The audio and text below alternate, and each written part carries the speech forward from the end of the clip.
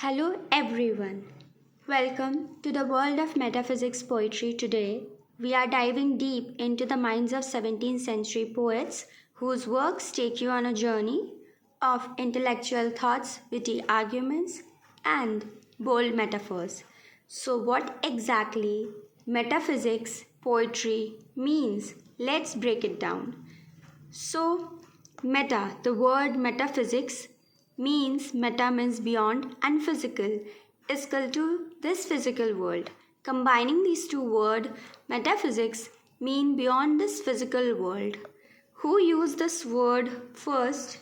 Andreas of Rhodes, 1st century BCE, he was the first who used this word metaphysics while editing Aristotle's work, where he categorizes his work as beyond physics, as metaphysics means afterworld. Second, who coined the term metaphysics poetry? Samuel Johnson's, a literary critic, lexicographer, and a poet. In his work, Life of the Most Eminent English Poets, 1779 to 1781, in which he coined the term metaphysics poetry to describe poets like John Donne, George Herbert, and Andrew Marvell. The Flea, 1633, was the first recognized poem in the metaphysics tradition by John Donne. Moving towards our second question, characteristics of metaphysics poetry. It include intellectual wit, complex imagery, paradoxes, philosophical theme, love, religion, and existence. So, what is complex imagery? So, complex imagery often blend intellectual concepts with sensory experiences. Example, use of conceits, paradox, etc. Now, what is paradox? So, paradox, let's understand. Paradox is two self-contradictory statements, but it eventually true. For example, the only constant thing in life is change, because change is inevitable. Second example you can take up, child is the father of men. It means, this quote means that a person's early experiences and belief shapes their character and future self. So you can find out the sharp contradiction of words and a statement itself, but in a paradoxical way or in a metaphorical way, it is true. So, theme of philosophical themes include love and religion, existence.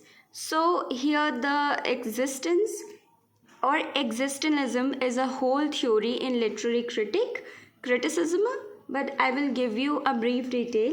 So, existentialism or existence is basically questioning on humans' beliefs, their existence, questions on their existence, their meaning, identity, and reality. It touches the deep-rooted beliefs of humans.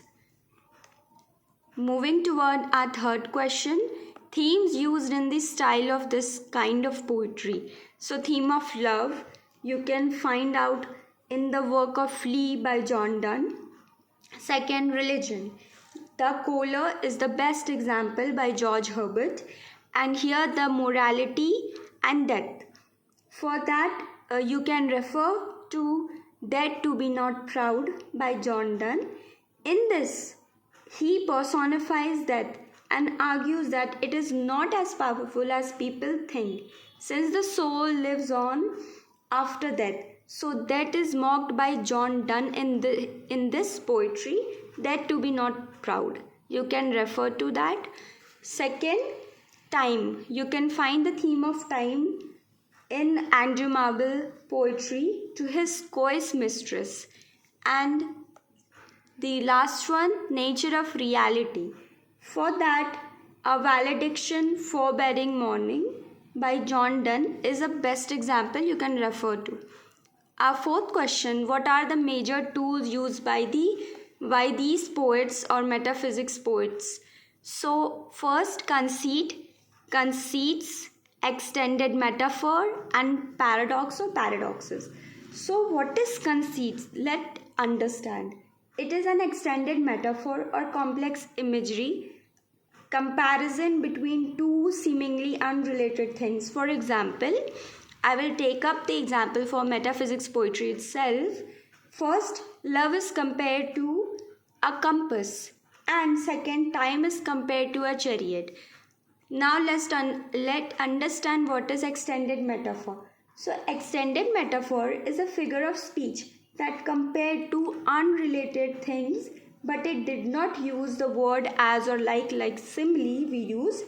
For example, I will take up the example from Shakespeare work, As You Like It, where there is a quote, all the world's a stage. So you can refer to that. It's paradoxical mean that we are mere the players and we perform our roles and we take an exit. That means in a solitude, that means that methods. So we take the exits from the stage, and while we are living, we are performing our roles. And here the example of extended metaphor by Robert Frost, The Road Not Taken. There is an extract. You can read and you can understand from it. Now let's move on to our fifth question. That is important one. What makes these poets obscure? So, nobility, tropical references, poets are highly intellectual, dramatic realism, use of poetic devices, colloquial verges, and learning and scholarship. So, as you can see, the nobility is very well shown in their work, and tropical references, for that you can refer to The Sun Rising by John Donne, and poet are highly intellectual. Dramatic realism. What is dramatic realism? So it is typically reflecting on day-to-day life and the actual reality of a person life rather than exaggerating it or in a camouflaged way. So portraying as it is, making the dramas or dramatic realism as real as our day-to-day life. Next, use of poetic devices like conceit, paradox, extended metaphor, etc. Colloquial verges, so their language that simply means their language are highly polished and reflective, and that is very well shown in their work. Next point, learning and scholarship. So 17th century writers are the men of learning, and they had a touch of classical writers also. So learning scholarships are very well reflective in their work. Last but not the least point, what is carpe diem? So this is a Latin phrase that means seize the day, or is a common theme in English literature. It's mean that encouraging individual to make the most of the present moment. For example, by Andrew Marvell to his coes mistress, where he encourages his beloved to embrace love and passion before times run out. And next example is the poem from the poem Ulysses. You can read the extract from here. This means to strive, to seek, to find, but not to yield. It means the poet wants to convey us that he refuses to submit to the old age and instead embrace adventure. So that's all. Next, I'm going to discuss the Kabbalion poetry. Thank you.